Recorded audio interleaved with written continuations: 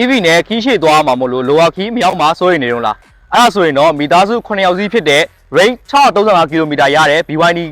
တန်လေးနဲ့ကျွန်တော်မိတ်ဆက်ပေးပါမယ်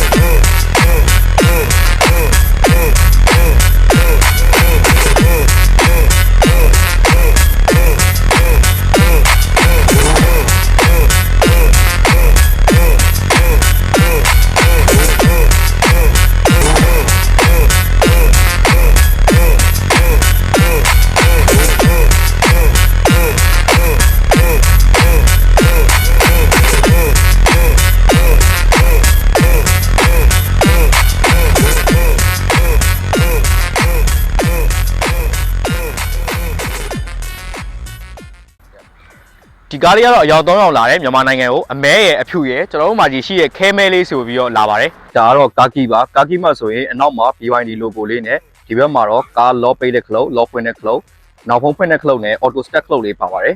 ဘယ်မှုမှာဘာ feature လေးပါတယ်ဆိုရင်ကျွန်တော်တို့ lock ဖွင့်လိုက်မယ်ဆိုရင်မှန်နေရ auto ကြောက်အောင်မှာဖြစ်ပါတယ်ကဲဒီမှန်နေအားလုံးကိုပြန်ပိတ်ရှင်းနေဆိုရင်ကျွန်တော်တို့ဒီ lock ပိတ်တဲ့ခလုတ်လေးကိုဖိထားလိုက်ရုံပါပဲအဲ့ဆိုမှန်ချိုးမှန်ကောင်းနဲ့အကုန်လုံးမှန်နေကုန်ပြန်သိမ်းသွားပါပြီပြီးဒီမှာ auto set stop clock လေးပါမယ်အကောင်လေးကိုဖြည့်ထားလိုက်ရဆိုရင်ကားဒီမှာပွင့်လာပြီးတော့စနိုးသွားပါပြီအတန်းတော့မကြားဘူးဘာလို့လဲဆိုတော့ဒါ EV ကားမို့လို့ကျွန်တော်အတန်းမကြားပါဘူးဘောနက်ဒီဇိုင်းကလည်းရိုးရိုးရှင်းရှင်းလေးပဲဘာသိမပါဘူးဒီ line နဲ့ line ပဲပါတယ်ဒါပေမဲ့ဒီ line နဲ့ line နဲ့ sporty လို့ရအောင်ဒီဇိုင်းကိုရအောင်ဆွဲထားတာမီးလုံးဒီဇိုင်းကလည်းစမ်းသစ်ပြီးတော့အောက်မှာ data running နဲ့လေးပါမှာဖြစ်ပါတယ်မီးလုံးအောက်မှာဆိုလည်းအချိုးလေးတချို့ချိုးထားပြီးတော့Evan ရဲ့အောက်မှာဆိုနာလေးတစ်လုံးတေးကိန်းနဲ့ဆိုနာ2လုံးဆိုနာ3လုံးဆိုနာ4လုံးပါပါမယ်ကားရဲ့ရှေ့ဒီဇိုင်းမှာတော့ BYD logo လေးပါမယ် logo ရဲ့အောက်မှာ front camera တစ်လုံး front camera အောက်မှာတော့ radar လေးပါပါမယ်ဒီမှန်မှာဆိုရင်လည်းဆိုနာနဲ့ range detector ပါတယ်ဗတ်မှန်ဆိုရင်လည်းအပေါ်ဘက်မှာကားရောင်လေးနဲ့အောက်ဘက်မှာအမဲတူတုံးကားလေးလှုပ်ထားပြီးတော့မီးကြောက်ဆိုရင်လည်းအထစ်ထစ်လေးနဲ့ sporty လွတ်တဲ့ဒီဇိုင်းကိုရအောင်လှုပ်ထားပြီးရယ်ဘိန်းမှာဆိုရင်တော့21 inches အလွိုင်းလေးနဲ့တူတုံးကာလာကိုသုံးပြထားပြီးတော့အလွယ်မှာ BYD logo ပါပါတယ်။တကားပေါက်တွေကိုလည်း floating roof design နဲ့အနားကွတ်တွေကို saver line လေးနဲ့အဆုံးသတ်ပေးထားတယ်။အနောက်ဘက်တကားနဲ့ဟိုးအဆုံးထိအတွက်လည်း privacy အတွက်အမဲအောင် window တွေကို original တက်ထားပေးပါတယ်။ brake system အနေနဲ့အရှေ့ဘက်မှာ ventilated disc brake အနောက်ဘက်မှာဆိုရင်လည်း solid disc brake ကိုအသုံးပြုပေးထားတယ်။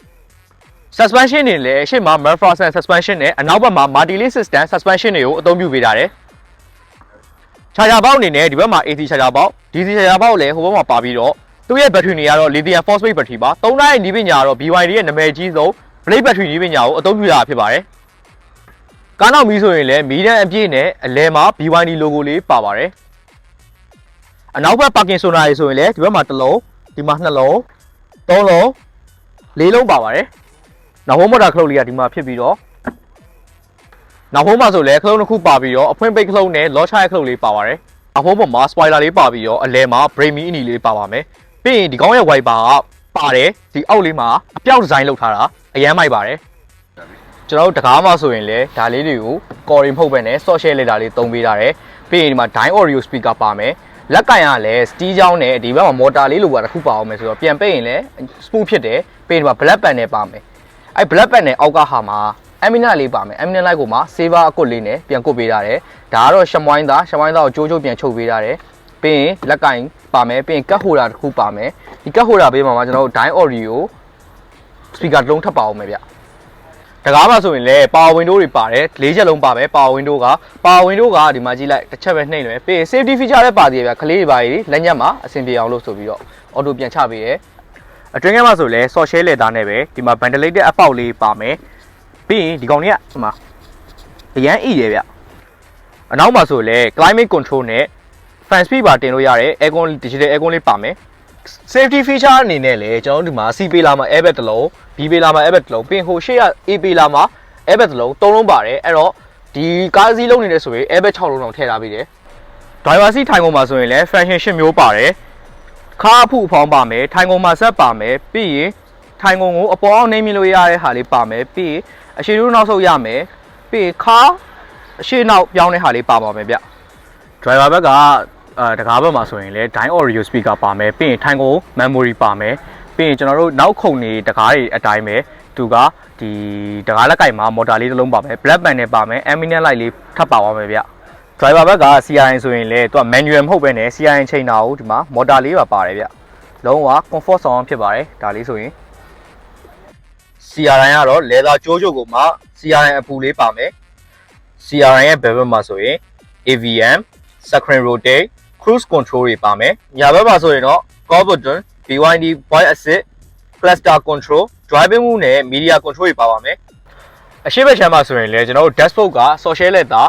ကြိုးချုပ်ကိုအသုံးပြုထားပြီးတော့12လက်မရှိရဲ့ digital cluster ပြီးရင်15လက်မခွဲရှိရဲ့ infotainment screen နဲ့ကျွန်တော်တို့ဒီမှာ black panel တစ်ခုပါမယ်ဒီ black panel မှာဆိုရင်လည်း ambient light လေးပြေးထားပြီးတော့ဒီအောက်မှာ ambient light ထပ်ပါအောင်ပဲဗျပြီးရင်ဒီမှာ saver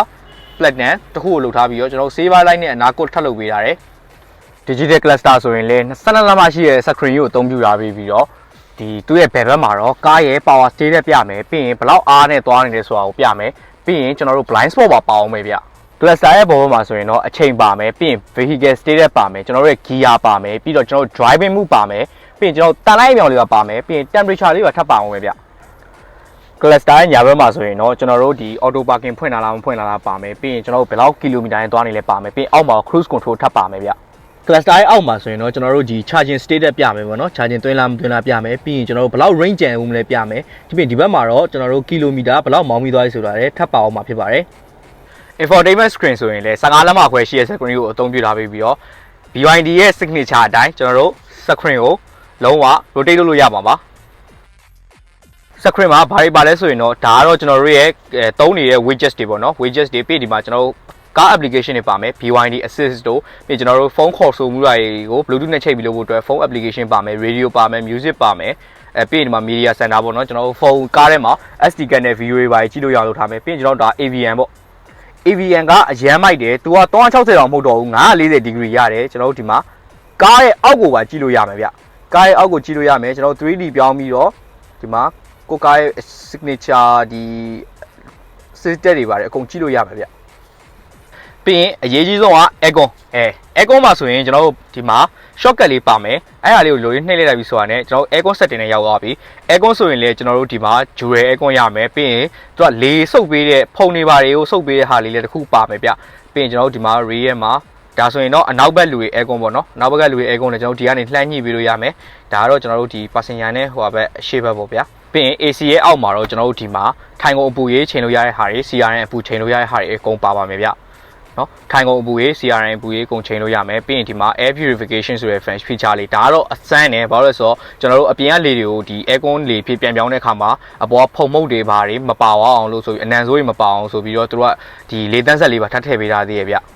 ကျွန်တော်တို့ vehicle setting ရဲ့အပေါ်ဘက်ထဲမှာဆိုဒီမှာ light လဲပါမယ် light ကတော့ဒါတော့ကျွန်တော် ambient light ကို color ချိန်တာပေါ့နော် ambient light ပြီးရင်ဒီမှာအလင်းမှောင်ဘယ်လောက်ထားမလဲဆိုတဲ့ဟာရယ်ပြီးတော့ ambient light ကိုအရှိမပဲဖွင့်ထားမလားတကောက်ကားတစ်စီးလုံးဖွင့်ထားမလားပြီးရင် color ကလည်းကျွန်တော်တို့ဘယ်လိုလုပ်မလဲ dynamic auto လုပ်လို့ရမယ် colorful လုပ်လို့ရမယ်ပြီးရင်ကျွန်တော်တို့တချင်းဖွင့်ထားရင်တချင်းရဲ့ rhythm နဲ့လိုက်ပြီးတော့ချိန်မဲ့ဆိုတာကိုပြမယ်လုံးချိန်လို့ရမယ်ပေါ့ဗျာချိန်လို့ရမယ်ပြီးရင်ဒီမှာ headlight display HUD ကိုလည်းကျွန်တော်တို့ကစလုံးကိုကြီးမလားသေးမလားအလင်းမှောင်ကြိုက်လို့ချိန်လို့ရပါတယ် infotainment screen ပြီးသွားပြီဆို infotainment screen အောက်မှာကျွန်တော်တို့ဒီမှာပစ္စည်းထည့်လို့ရမယ် box တွေတစ်ခုပါမယ် cat holder နှလုံးပါမယ်ဒီဘောက်လေးဆိုရင်လည်းပြန်ပိတ်ချိန်လိုလေးတွန်းလိုက်အောင်မယ်လုံးဝ sport ဖြစ်ဖြစ်နဲ့ luxury ဆန်ဆန်လေး bike လေးလုပ်ထားပေးတယ် cat holder ရဲ့အောက်ပါဆိုရင်ကျွန်တော် gear box ပေါ့နော် gear box မှာ gear line ဆိုရင်သူက gear line ဖြုတ်ဖို့အတွက် unlock လုပ်လေးပါမယ်ပြီးရင်ကျွန်တော်တို့ရဲ့ gear line design ကလည်း lane gear line design နဲ့တူတယ်ပြီးရင် parking clock ပါမယ်ပြီးရင် reverse neutral နဲ့ driving mode ဆို drive ဆိုပြီးပါပါမယ်ကားမှာ driving mode 3မျိုးပါတယ် driving mode 3မျိုးကဘာလဲလဲဆိုရင်ဒီမှာ normal ရယ် sport ရယ် eco ရယ်ဆိုပြီးတော့3ခုပါပါမယ်ဒီကောင်လေးမှာကျွန်တော်တို့ sunroof ကလည်း panoramic sunroof ကိုအသုံးပြုလာပြီးတော့ panoramic sunroof လေးကိုဖွင့်မယ်ဆိုရင်ကျွန်တော်ဒီကနေပြီးတော့ဖွင့်ရမှာပါကဲဒီကားလေးရဲ့အတွင်းထဲပြင်ကိုလည်းကျွန်တော်ရှင်းပြပေးသွားပြီးပြီဆိုတော့ဒီကားလေးရောင်းချပေးမယ်စီကိုကျွန်တော်ပြပြမယ်ကျွန်တော်တို့ဒီကားလေးရောင်းချပေးမယ်စီက2830နဲ့ရောင်းချပေးမှာဒီကားလေးဆိုရင်ကျွန်တော်တို့ခုနက diesel cluster ပြတော့မြင်ခဲ့တဲ့အတိုင်းပဲကျွန်တော်တို့ mileage 2400ပဲမောင်းရသေးတယ်ဒီကားလေးကိုဝယ်ယူခြင်းနေဆိုရင်တော့ကျွန်တော်ရဲ့ဖုန်းနံပါတ်0926195385ကိုဖုန်းဆက်လိုက်ပါကျွန်တော်ကိုဆိုင်ပါနောက်ကားဗီဒီယိုတွေမှာပြန်တွေ့ပါမယ်